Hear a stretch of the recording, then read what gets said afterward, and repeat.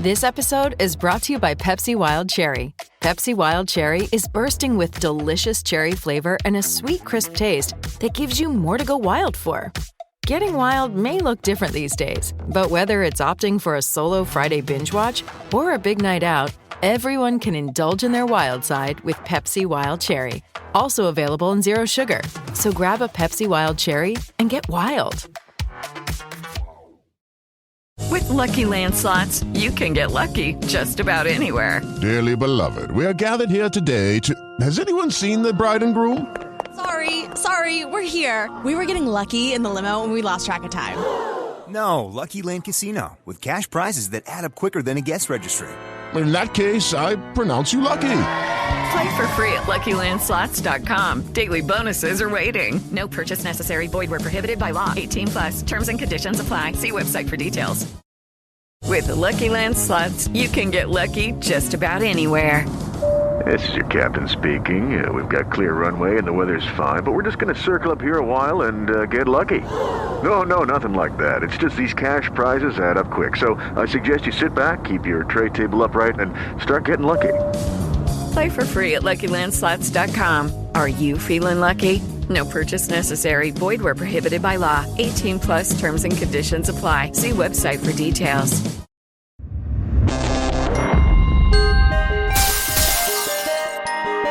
We have on the line here Will and Mick from World of Martial Arts magazine. Hello, Kit.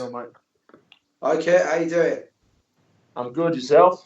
Yeah, not bad at all. Very good. Hope it's not too much of an early morning start for you.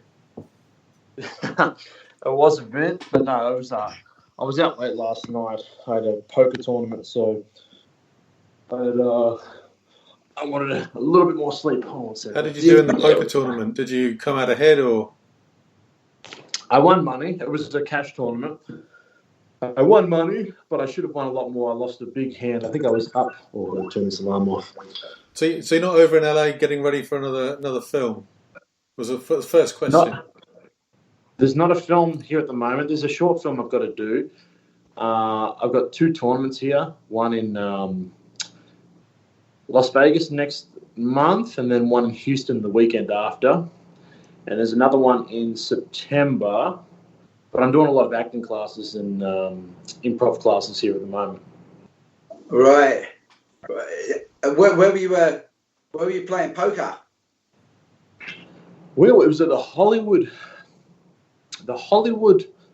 Ball Casino, I think it's called. It's like a small place in Inglewood near the airport. Yeah. And I've never been there before, but my buddy plays a lot. He suggested it because we usually play about 3 games a week, and There's a group of us. But I want to play more, so I try and find somewhere else I can play. And before we get started, you got me interested. I was just in Vegas 2 weeks ago, but I went with the wife. So it was like loads of gamblers, and I'm doing Cirque du Soleil and Donnie and Marie. So it was a different sort of Vegas for me to most people. But there's some serious, like it truly is, built on sand, $5 lobster and broken dreams in Vegas, man. There's some bad looking guys there, right? Did you see anybody crying last night? Oh man, there's so many sad and upset people. Like I was sitting right next to a guy that was mad the whole time, and he wouldn't hit his card, so he'd throw his chips in and then get in an argument with the dealer. And there was someone else on the other side that was getting frustrated, and I think he was mad at me because I had hit 2 flushes, and I'm just laughing the whole time. Like, these guys are so stupid, man. Like, why would you create a lifestyle around something that brings you so much frustration? Like, I understand there's going to be certain times where you get like bad beat, where you're like your odds are 97% favourite to win, then you lose, and then you think, it's this and that. But I mean, it's what you're there for. You've got to accept that. So I don't know. There's a lot of people that have very unhealthy lifestyles there. Yeah, definitely. I should actually save this for the interview, but I've got to ask you now. With your off-kilter approach to acting, with the improv, and also your off-kilter approach, we'll talk later about jiu-jitsu. How do you go into poker where there is chance and there is a lot of luck? but there is a system to a degree that you've got to follow. There's rules that you've got to work. How do you work within that framework?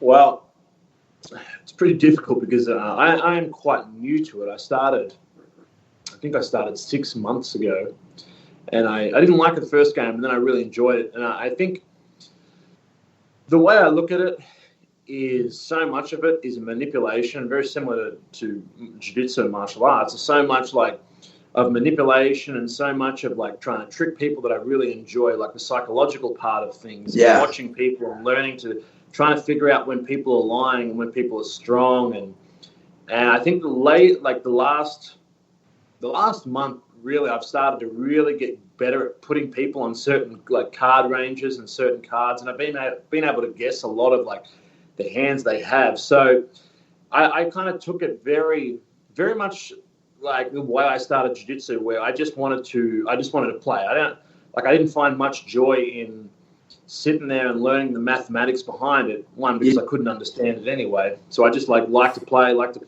and kind of learn through trial and error.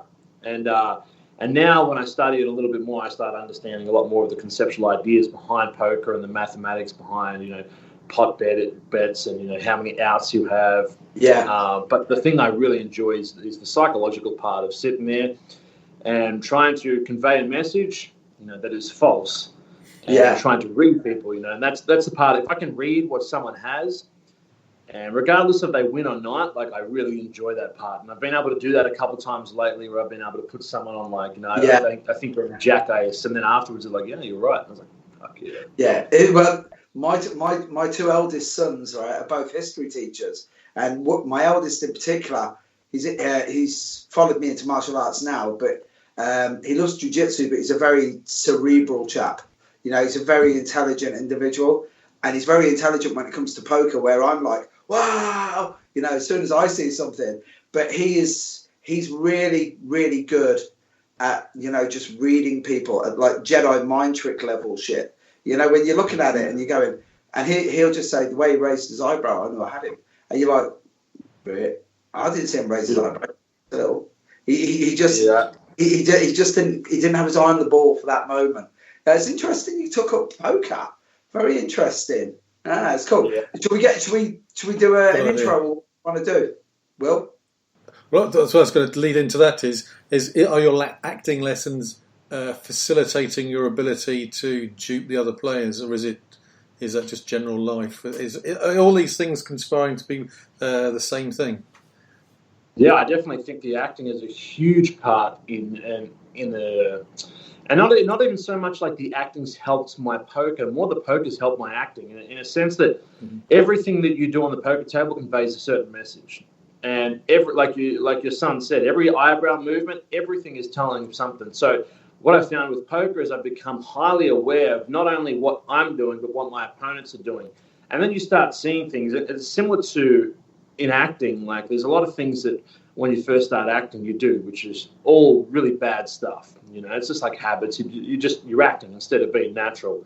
And there's a lot of things in life that we do that we don't really realize. And it sometimes takes years to sort of figure out certain mannerisms. It could be as much as someone opening their eyes a little bit wider or something like that. And like certain things convey certain messages. So I really enjoy that because I can start now to see that a lot more. And it really helps with the acting when I have a certain scene or I have a certain nervousness.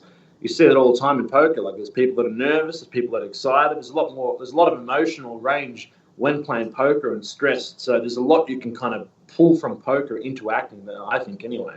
Yeah. Who would be your favourite actor then? That you aspire that you would like to maybe aspire to be in that same vein? I mean. Well, there's no one that I would say like that's who I want to be exactly, but I think my favourite actors, there's a couple of them, would be a combination of Daniel Day-Lewis, Philip Seymour Hoffman, cool, McConaughey. McConaughey. Yeah, I think he's become a very. I no doubt he's become an amazing actor lately. I think it's the character actors that I really enjoy the most. There's some great actors that kind of play themselves all the time, but I think there's a lot more skill in becoming somebody else, and especially on a believable level. Yeah, well, when you said McConaughey, a lot of people don't like they think about the Texas Buyers Club and stuff. But when he was in Dazed and Confused, did you ever see that? That was one of Linklater's first movies, and he plays. You'd love him in it. No, I haven't. He plays a guy who's like 21, 22, hanging around with college kids. So he's still just cool enough to hang around, but in a year's time, he's going to be an absolute like sex pest if he stays with these kids any longer, you know. But the way he plays the part is unbelievable. And as he's just the other one as well is I like his personal history. You know, stripping his clothes off and playing the bongos at parties and stuff. You know, if you're gonna be famous, that's the sort of thing you should be doing. You know, I don't Chris Martin from Coldplay. You know what I mean? I want to be. Well, obviously, I don't want to be Philip Seymour Hoffman. You know what I mean? That's taking it to the extreme. You know what I mean? Yeah. But Daniel Day-Lewis again, man, another class act all the way through. So what are you doing in LA at the moment? Because we'll talk about why we're supposed to be talking to you. But what are you doing in LA? Should we dive? So I was going to say, should we dive in with that? Because how did you get from being the BJJ superstar that you are to being in movies? So I always loved movies. I mean, everyone loves movies. When I was a kid, my mum and dad, actually my mum, they had a video camera, her and her brothers, and she had 5 brothers and 4 sisters. And they used to always film like little comedy skits, like they do little sketches where they were news anchors and they would do funny stuff and characters and put pillows under their stomach and stuff. And we loved that growing up as kids. And so we got a camera when we were little, me and my 2 little brothers, and we started recording wrestling at the back. We loved WWF back then and WCW. We started recording wrestling, and then we started also doing like Star Wars stuff and filming fight scenes and started trying to do funny comedy scenes all the way through growing up. And I absolutely loved it, but I never thought, we grew up in the country. I went to a primary school with maybe 52 kids in the whole school. So we never really thought about, acting as a career or even wrestling as a career. And then later on, my brother, when he was maybe 19, he went to a film school for directing, and he did that and he started pursuing directing. And then he wanted to film a short film, and he asked me, he was like, would you be interested in doing that? I was like, yeah, sounds fun. So I played like the bad guy in the short film, and I really loved it. I had so much fun doing it. And then we started filming sort of smaller comedy sketches on YouTube and Facebook, and they started going pretty well. Like, people liked them, and I enjoyed doing them. And then I was competing in jiu-jitsu. I went from white belt to black belt quite quick in about 4 years, and it was great. But it kind of, at the time, once I got to kind of like black belt level, and I felt like I was as good as anyone. I just needed to have a good day to win the world championship, similar to poker. Yeah. I felt like it was sort of limited, and I felt like I kind of hit a roof in a sense of where I could go from there. I knew that if I kept training from there, I'm like, what's going to happen is I'm bound to win a world championship. But I'm thinking, okay, is it really, like, because I won 2, one at blue, one at purple, got silver at brown, and I hadn't won a black belt yet. I've made the finals, the quarterfinals 3 years in a row. But I was trying to figure out, I'm like, well, is it going to really do anything more for me? Is it really going to give me anything further than what it's done? And I kind of realized it's not. Like, I love competing in jiu-jitsu, but it's more of a self-growth thing than it is like an accomplishment thing. Yeah. So I ended up, I was in London at the time, and I fought in an event called Polaris. Yeah. And then I come back to Australia, and I thought I was a little bored of jiu-jitsu, so I just wanted to step back from jiu-jitsu for a while, and I wanted to go back and play Australian rules football. And my brother was a coach of a side, and I knew I could make some money doing that. So I went black. I played 5 games, and on the 5th game, I was playing with both my brothers. I went to dodge somebody, like to run around them, with about 10 seconds to go, and my whole knee gave way. Ouch. And I snapped my ACL, I tore my MCL, my LCL, my PCL, and I split the meniscus, the lateral meniscus. So I knew I couldn't do much for a while. And I went to the doctor, and they gave me an MRI, and they told me what happened and said it was a minimum of a year recovery, and it was a real bad one. So here I was like, okay, I don't know how to make money right now. I can't really do much. And I didn't really want to sit there and dwell on it. I just want to try and find something that I could do that I enjoyed. So in the moment, I was like, okay, I'm going to become an actor. That's what I'm going to do. So I called my brother. I told him. He spoke to his roommate and said, look, my brother wants to get into acting. What should he do? He said, well, maybe I'll speak to my agent and see if he is interested in taking somebody on. So he spoke to the agent. He got me a meeting. I spoke to the agent. We got along really well. He took me on. I ended up getting a short. I was in a feature film really quickly, like a fight scene where I get killed. And then he got me a role in a series called Jack Irish that starred Guy Pearce. Yeah, I've seen it. Yeah. It's Guy Pearce. Season 3. Yeah, it's a great show. Yeah, it's good. Amount or something. Yeah. Great show. Yeah. And so I had a small speaking role in that, and I absolutely loved it. And then it wasn't Neighbours then. Huh? Who's that? It wasn't Neighbours. No.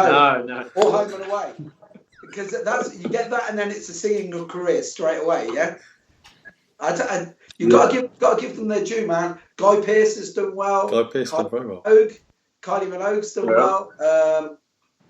Mark Little. That's about it. Then everyone else.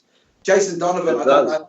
Jason Donovan looks like Jason Donovan's granddad now. Have you seen how old that guy looks? I tell you something. He needs to get back to Bondi Beach. He looks older than me.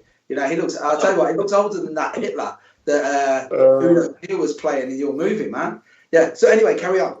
I digress. So I ended up getting a major role in a film called Iron Sky, and I was very lucky to get that. And then we shot that in Belgium in 2015, I think it was. And I had like the time of my life. It was like the most fun I've ever had doing anything in my life. So I knew from that moment, I was like, okay, this is what I want to do as a career. Unfortunately, I had to like change a few things because I knew that it's going to take a few years to be able to break into film, and I need to get a lot better. So I came back. I used the money I got in the movie to fix my knee, which took a year to recover from. It really took a lot longer, but it took a minimum of a year. And then I started building an online platform for coaching in martial arts and Brazilian Jiu-Jitsu, which went really well because it allowed me to be able to make money without having to do much. In a sense, like it's not worth my time and value. It's just it's a product that I sell. And they started selling really well, so it gave me a lot of like financial stability so that I could pursue acting. And then the next step was getting over here to get my O1 so I can actually work. Because a lot of stuff I like doing is filmed over here. I'm not a big fan of a lot of the Australian films. I think they're getting better now. They're starting to do a lot more. But for example, I'm not a big fan of the show Neighbours or Home and Away. I find it very tedious myself. Yeah, good. So that was like the last thing I ever wanted. I know, like, if the opportunity would come, it would have been a good stepping stone, but I would really hate doing it. So I preferred to like try and find a different way around there. So I wanted to move straight here and start doing it, which took a long time. And so now I'm here. I've almost got my O1 visa, which should be here between 3 weeks and 2 months, depending on how long it takes. And I'm just here doing acting classes, doing improv classes, and trying to get as good as I can so that the next opportunity I do have, I can be in the best possible position. I think a lot of actors make the mistake of, it's like they're competing in martial arts, but they're never training. They're just trying to get a fight in martial arts. Yeah. And then what will happen is they'll get a fight and get their ass kicked and then never get another fight again. Yeah, it's all in the preparation, hey? Everything's all about preparation. I want to just pull you back to like Iron Sky. Like, I'll tell you right now, Will sent me the link. I watched it this morning because I wanted it fresh in my brain. And there's two things. First of all, I was gutted that I missed the first one. I don't know how that got past me. That absolute classic. I watched that straight after. Then watched when I first watched your one, right? First of all, I thought it was amazing. It was like. Did you know what you were getting into when you signed up for this? Had you seen the original? Yeah. Really? Yeah, he sent me the script, and I read the script, and I was always growing up. I always loved like mystery stuff. I always loved what you would call like alternate history or conspiracies and stuff like that. I find it very interesting. Like I'm not like same, yeah. Subscribe. Yeah. Exactly. Yeah, man. Be careful. Turn off Alexa. Turn off Alexa, man. Because don't ever talk in front of Alexa, and don't ever go on Ancestry.com, because somewhere they're building a robot out of your DNA right now. Exactly. Okay? That'll be one bad robot. That would be a badass robot. Mine's not too good at the moment. You know, mine needs a reboot. Needs turning off and turning back on. So tell us about when you read the script. Well, I thought it was really fun. I thought it sounded like a fun adventure. I thought for sure this is like a very crazy script. And I know there's going to be some people that are just going to hate it, but I mean, I thought it sounded like a lot of fun. I liked the character. I liked the chemistry between all three characters, especially on the script. And I thought it was an amazing opportunity for me. I was just super excited to audition for it. So I ended up having I auditioned once, a video audition, and they liked that, and they sent me a bigger scene to put, like, it was 2 scenes to put together, and then I did a bigger scene, they liked that. Then it was trying to get the producer over the line. So the director was really happy.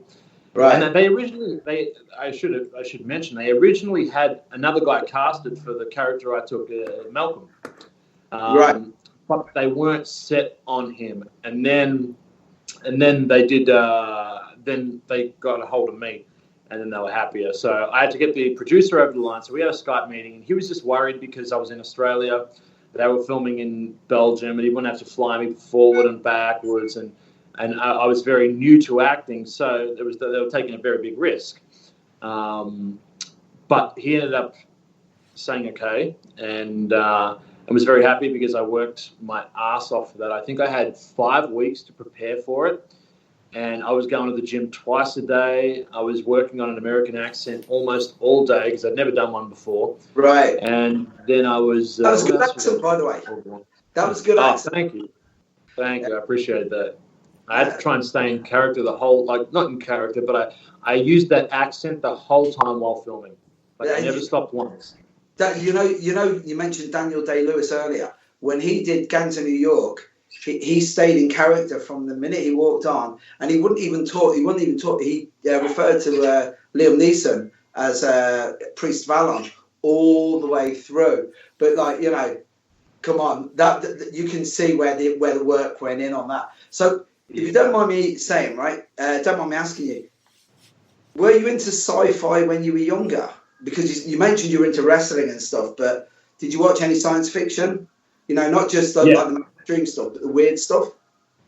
Yeah, no, I loved it. I was a massive Star Wars fan. Now, not of the original 3, of the next 3, like the Phantom Menace and stuff like that. I absolutely love them. And I think because I'm 33, so I started with the Phantom Menace. It was very hard to go backwards in Star Wars because it went from like super exciting lightsaber scenes to a lot more very basic lightsaber, and that's what I really enjoyed when I was younger. So I loved, I love sci-fi. I love the Terminator movies. There's a heap of movies I really enjoy. I think my favorite type of movie was like Lord of the Rings, that kind of stuff. Yeah. Well, the reason I'm asking is, there's a great scene in it where you have to, you get hit in the head by that crazy Russian, right? And then you I don't know, I think you say it's an anti-attack uniform or something. Where he punches you in the helmet, right? Yeah, it's like he punches a fully punch-resistant outfit. Yeah, that was the one. And then when you stripped off and you put on your lucky shirt, right? The minute I saw it, because I'm like a Star Trek geek, I was like, shit, they've put a red shirt on Kit Dale. The guy's going to last for like maybe 15 minutes and then he's going to be dead. Because that's how it always works in Star Trek, right? Uh-huh. Did you realise that, or did you realise? No. No, I never got into Star Trek. I was Star Wars, but I never. Oh, I watched the newer ones, but not the old ones. Oh, you got to watch the old ones. The old ones are great. There's that much subtext going on there that it's if you imagine a more subtle way of getting into Eddie Bravo's head, right? So when you watch your movie, like that is that is what I expect is inside of Eddie Bravo's head. Give or take. Maybe there might be a few more space Nazis in Eddie's head. You know what I mean? Yeah. But like Star Trek's different. It's completely different. But while you were doing it, did you realise that the Vril were actually a thing? Did you read the book about these guys? I don't think I read the book about Vril particularly. I remember reading about shape-shifting aliens and stuff like that. Shape-shifting lizard people. So I was kind of putting two and two together. The Hollow Earth, I'd read about that. Nazis on the Moon, I'd read about that. Plus a whole bunch of other things. I was reasonably prepared for what to expect with that. There were certain things that I wasn't sure how they were going to play out, like the dinosaurs and stuff like that. Especially I had a fight scene with dinosaurs. I was going to say everything up till there. You go, I can deal with that, and they go, right, you've got to fight barehanded 2 dinosaurs, and then as soon as that's over, you've got to watch some of your friends get eaten by like an alien Steve Jobs. And literally, I was in my element watching this movie. I there should be a spoiler alert, but this isn't a spoiler alert. This is an advert. You know, anybody who's into this sort of shit will go, what? Yeah. But some of the symbology in the movie was like really got me. You know, like Michelangelo's Last Supper, where they're all sitting down, and Margaret Thatcher. And were you around for that scene to be shot? Were you on set then?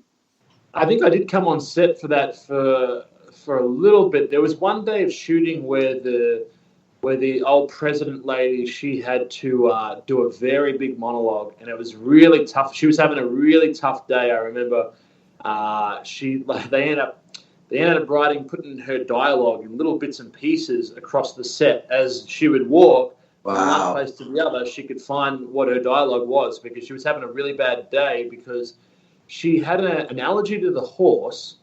Yes. She said it was giving her a massive headache, so she took some like Adderall or something, and that made it harder for her to like focus and remember her lines. Yeah. So she was having a really bad day, so I remember that was a real tough one, a tough day for them. And I saw a little bit of it. I wasn't on set that day, but I just come in and had a look. Well, when I saw that scene, and first of all, you said about the horse, that was Caligula. So we see that, and then Osama bin Laden's in there, and then I've gone on Wikipedia to find out who they all were. But one of them's like the Finnish prime minister from like the 70s. So they really they've just shafted every single person there. But you know what you were saying about leaving the pieces of dialogue around, right?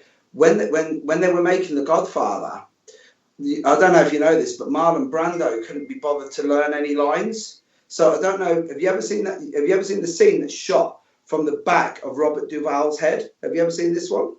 If you go on Google later, I've seen the whole movie recently. I'm trying to remember the exact scene. Well, it's the scene where like Duvall is their like consigliere. He's their main man for their advisor. And Marlon Brando turns up, and he just doesn't bother to do the lines. So there's this great picture where he's actually got the whole of his lines taped onto Robert Duvall's chest, and that's a thing. So just when you make it really, really big, at the moment, I know you need to learn your lines and stuff, but in a while, Daniel Day-Lewis is going to have your lines maybe on his forehead or something. That'd be good, wouldn't it? It'd be good. It's funny because I actually relate to that a lot. In a sense, there's a lot of the way acting works that I really don't enjoy, and I don't like to work that way. And it comes back from, and it shows in my martial arts where I don't really like having routines or set patterns. I'm very like improvisational, and I prefer to have a few rules to follow that I can improvise outside of freely.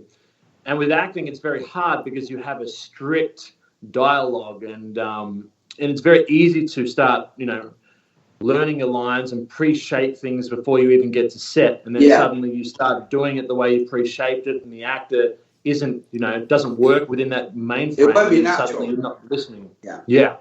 It'll never be I get a lot of what he was doing in a sense, because I think he wanted it a lot more natural. And I think if you look the way he does it, I mean, he looks the most natural out of everybody. And I can kind of get a sense of that. And it's something that I would like to aspire to, not to be like a pain in the ass on set or anything like that, but just to have his ability to be natural and fluent, even without knowing the lines and finding really creative ways, whether it's someone speaking to him. I know he used to get, I think Udo Kier was telling me, he used to get people would tell him through his ears what his dialogue was, and he would just blurt it out.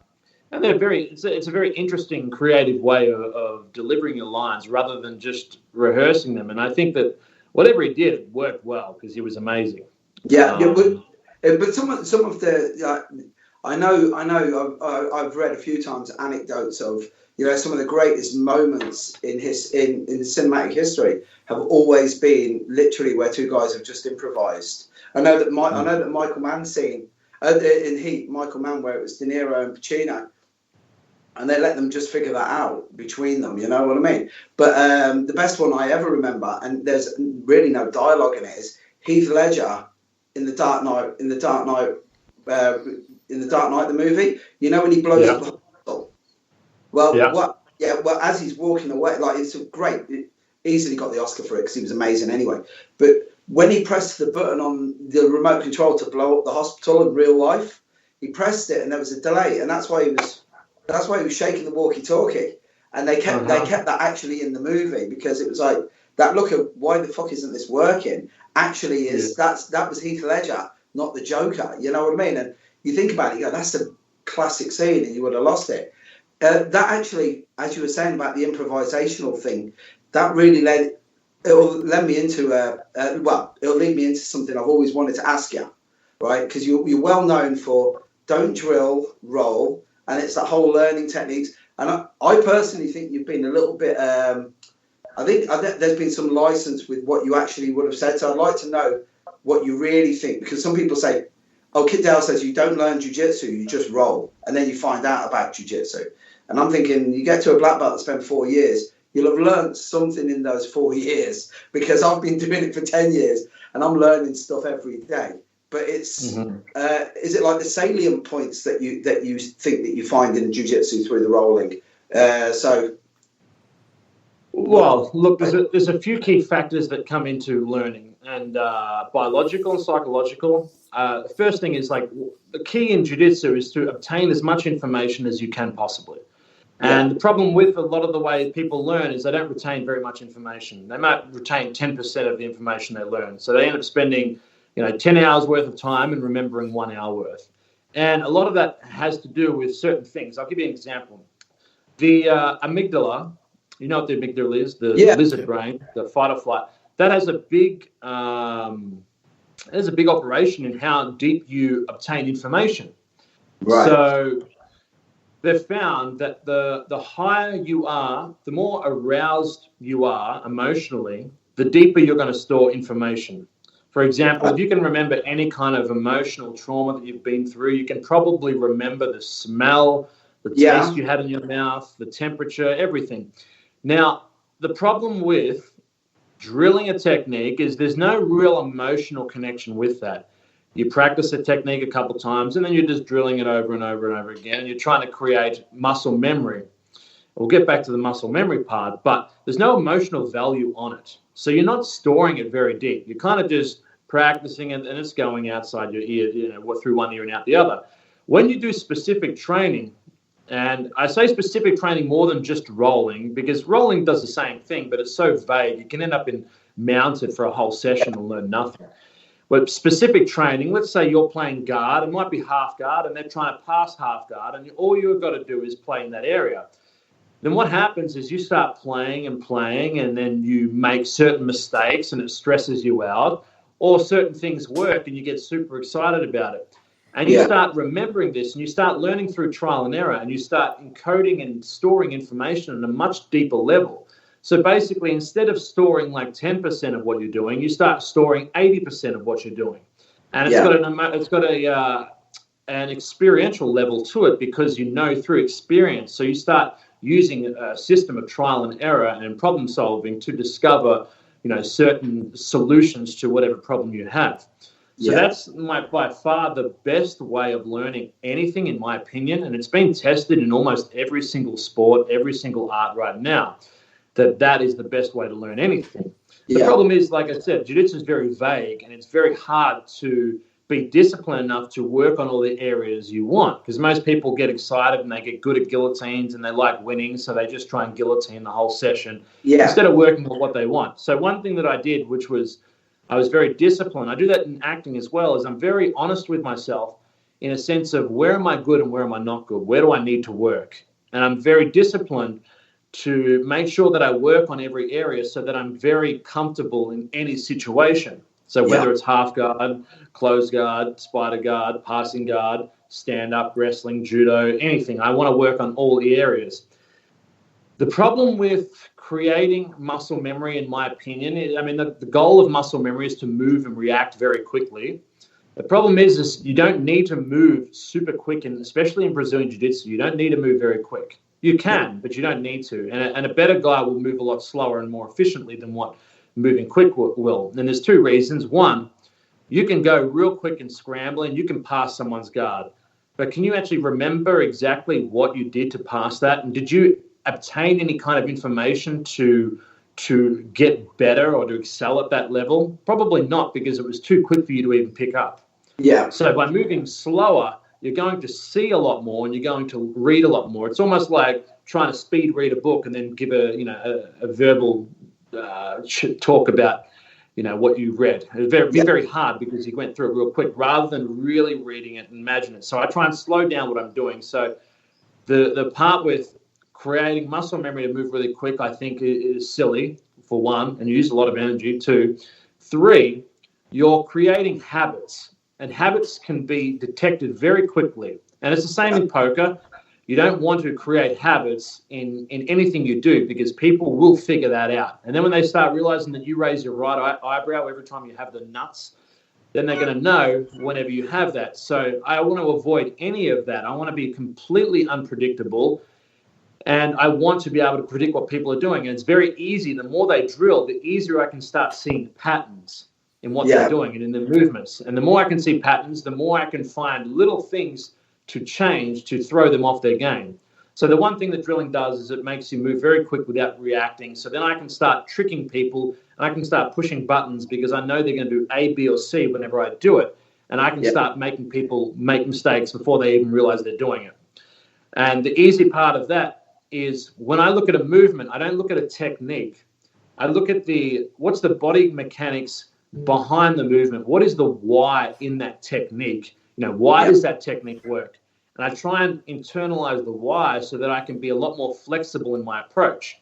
For example, a knee cut guard pass. I could show you a 6-step knee cut guard pass, or I could tell you what you're really trying to achieve when doing it. If I show you the 6-step knee cut guard pass, you're going to practice that and you're going to be able to do that one guard pass. But anytime any variable changes, you're going to have to change the guard pass. Yeah. Or I could have told you why you're doing this and allowed you to play around and start improvising and using trial and error to obtain the same goal, but you would become much more flexible with that, and you would have a lot more intellectual understanding of what you're trying to do. So you can start becoming more flexible. Instead of using your right arm, I use my left arm. Instead of using my knee to block the other knee, I use my chin to block the knee. You become more creative and a lot more free, and you become far less predictable. So there's like a couple examples. Yeah. Well, just as you're saying it's a very artistic way of looking, from an artistic point of view and from a mindset of looking at it, because as you were saying, if you're good at one thing, we'll go back to where you were saying if you're good at a guillotine, right? There's cases where we just have to say, right, okay, it's like Roger Gracie, with a cross choke from mount. I'm sorry, but that's a thing of beauty. And every time I see it, it's slightly different, but I have an idea of what I'm looking at. But then when I look at artists that I really admire, like say Michelangelo, and I just go, right, okay, now David was amazing. That's a great sculpture. But, I've gone into the Sistine Chapel and I've seen that, and that's amazing too. And it's if it's just art, then you don't really care what medium you're working in, do you? Have you found that? But obviously, with jiu-jitsu, in 4 years, you went from there to there really quickly. And then, hopefully the same thing works with acting. And is it the same principles? It sounds very like NLP based. I don't know. Have you studied neuro-linguistic programming?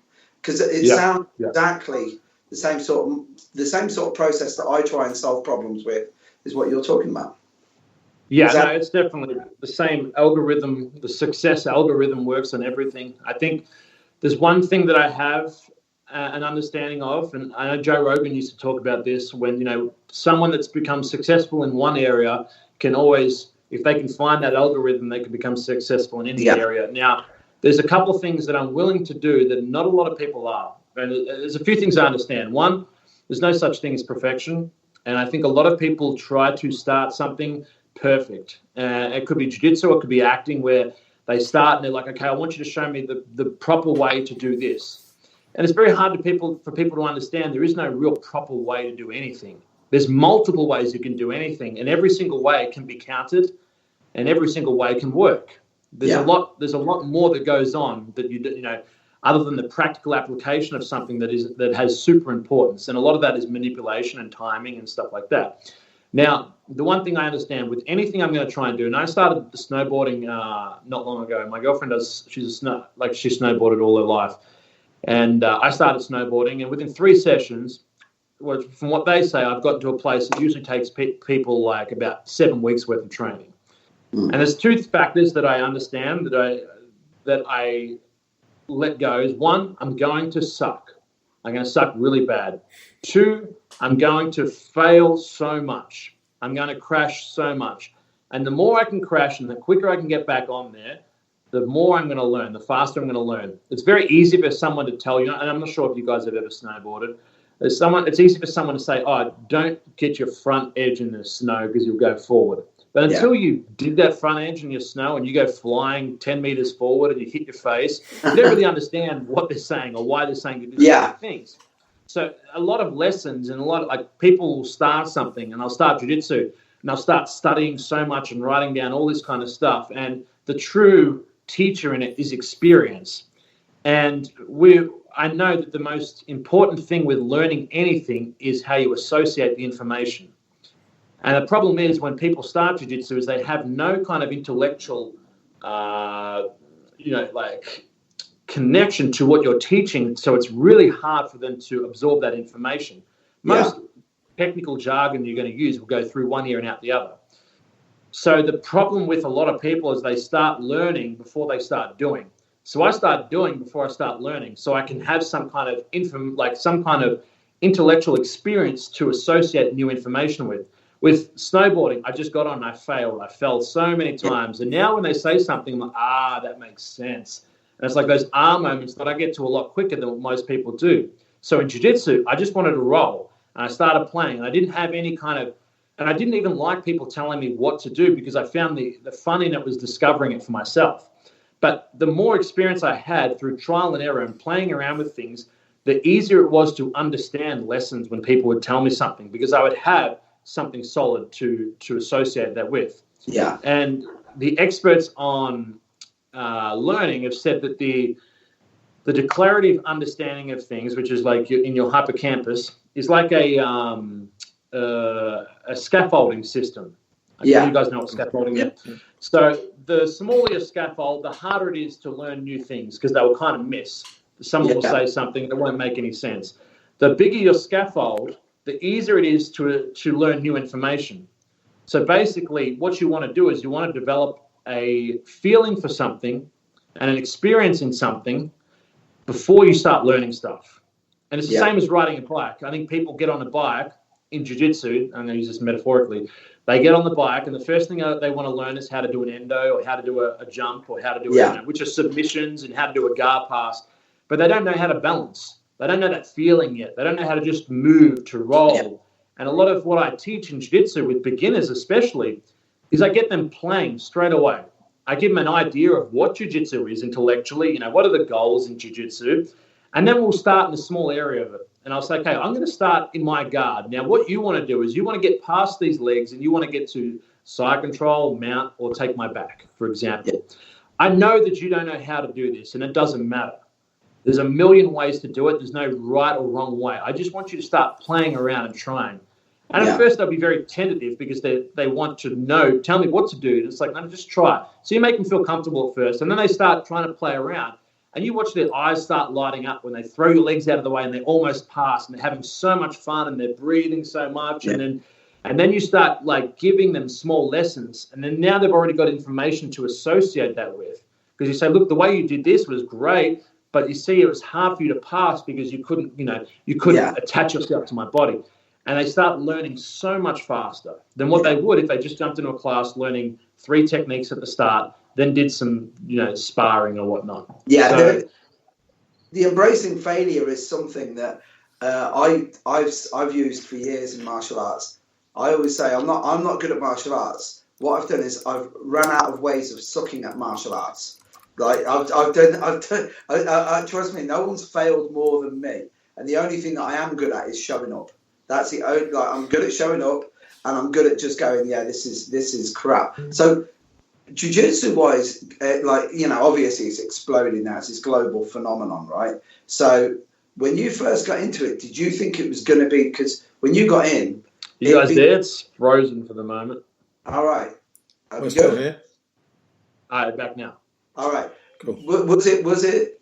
Did you have an idea it was going to be as big as it's? Well, I still don't think it's got as big as it can do, because it's still going to that demographic of 16 to 34-year-old male and angry women at the moment. Apologies to the women who are doing jiu-jitsu, but there's quite a few angry ladies doing it. But I'm only joking. Will's crying there. Sorry, man. But once we really get kids involved into it, and then like white collar, really professional guys, because they're starting to get into it now, but we still haven't scratched the surface. I don't think personally. Did you think it was going to be this big? Nah, not at all. I didn't even the reason I got into it was because I liked MMA, and I was playing Australian rules football, and I was getting beaten up by some of the bigger guys. So I wanted to learn how to fight and protect myself and become confident. That's the only reason I got into it. I went to an MMA school that was more a Jeet Kune Do school that did a little bit of jiu-jitsu, and then I really enjoyed the jiu-jitsu part of it. And I accidentally stumbled into that one time, and I remember thinking like, oh man, I could do this. Looks like fun. So at the time it was 2008. It was quite fresh, especially in Australia. Yeah. And I had no idea it was going to blow up like it was at all. Yeah. I think my first goal in jiu-jitsu was like, okay, maybe I can get a school in 10 years and make enough money to do that as a job instead of doing what I was doing as a job. And what were you doing as a job? I think back then I was working in a factory, or maybe I was plastering. I did like every That's what job you can figure out. That's my job. What were you? I still plaster. Yeah, love it, man. Shit. Yeah, it's the trade of kings, man. Trust me, we make the world a more beautiful place, one wall at a time. I'm always looking at cornicing now and stuff, and I'm looking at judgmental and shit. Hey, I knew there was something I liked about you, man. My brother's a plasterer, my uncle's a plasterer, my cousin's a plasterer, my 2 wrestling coaches were plasterers. Do you think that's where the chimp strength comes from? Because the upper body strength is definitely where helped.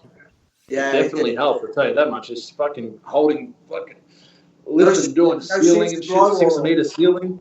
Could just dive in with a quick one. Is how do you choreograph brawling, sprawling, and suplexing the Nazi dinosaurs?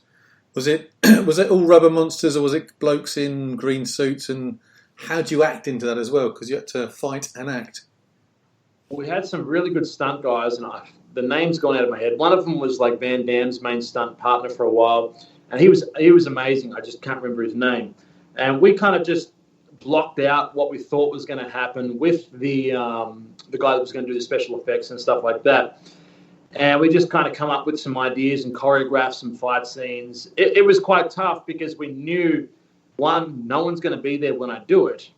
And 2, I have to work within a certain rules if there was a dinosaur. So I had to get an idea, okay, what does this dinosaur look like? What kind of dinosaur is it?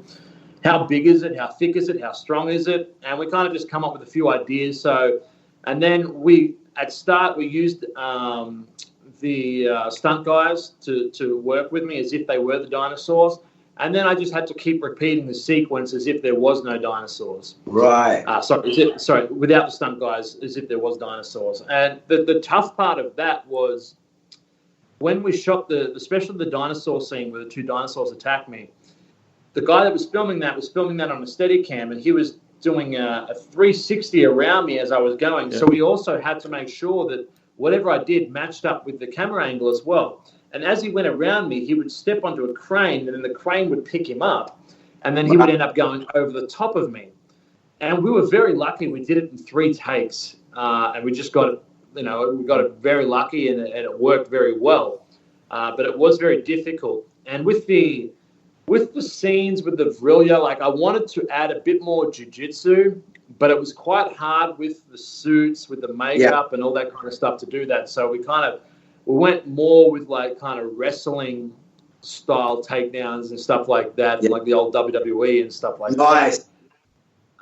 Which works well. And I think it might... Big and dramatic. At that stage... Yeah. Sorry? It was big and dramatic. WWE. Yeah. Hey, Kit, here's the last question I've got to ask you, right? Do you really like your men big and hairy? Oh, fuck no. What did you think when they gave you that line? I was like, what? I felt like I wasn't sure how to take it at first.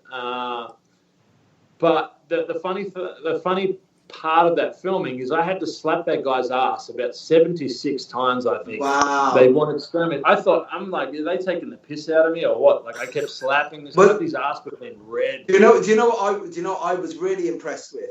Right? You know, like in every Mel Gibson movie, he's always like a messianic figure, isn't he?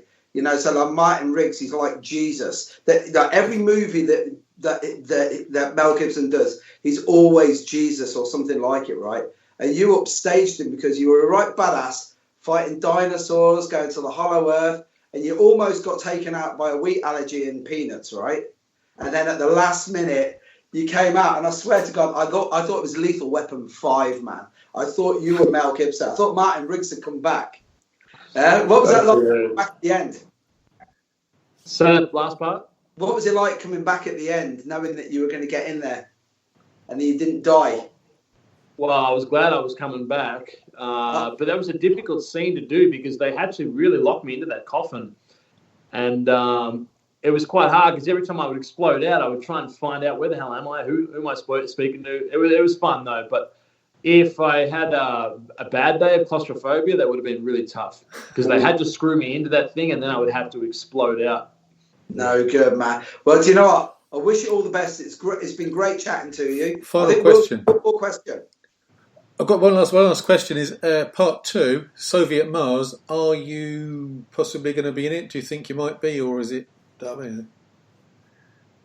It's definitely possible. I spoke to the directors and the writers about that, and I think they're very happy with the chemistry of the 3 of me, Vladimir, and oh my God, I forgot his character's name. Sasha and me, the Russian. Sasha, that's it. Me, Sasha, and Obi-Wan. God, it's been 4 years since I filmed that. Don't worry, man. They were happy with the way that went. So I know they're very interested in doing another one. Whether they do it or not, I have no idea.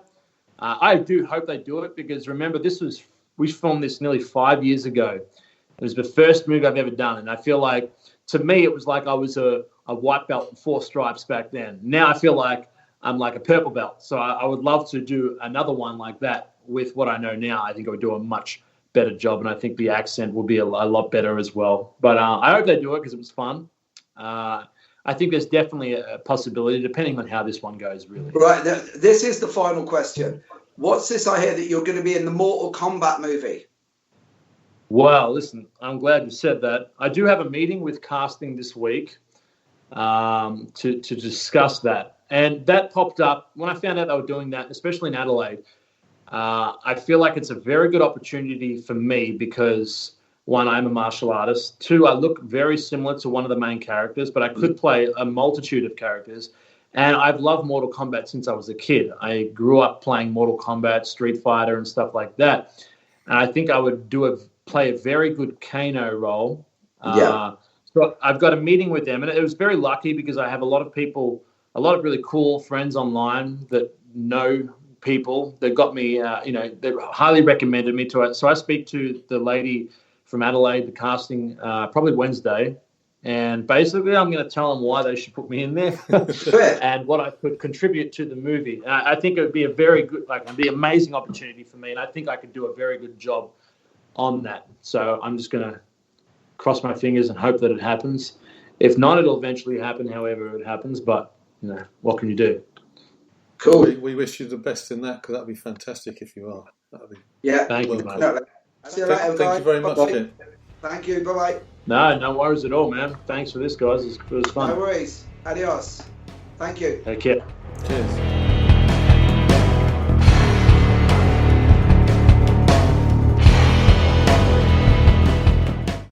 Sports Social Podcast Network.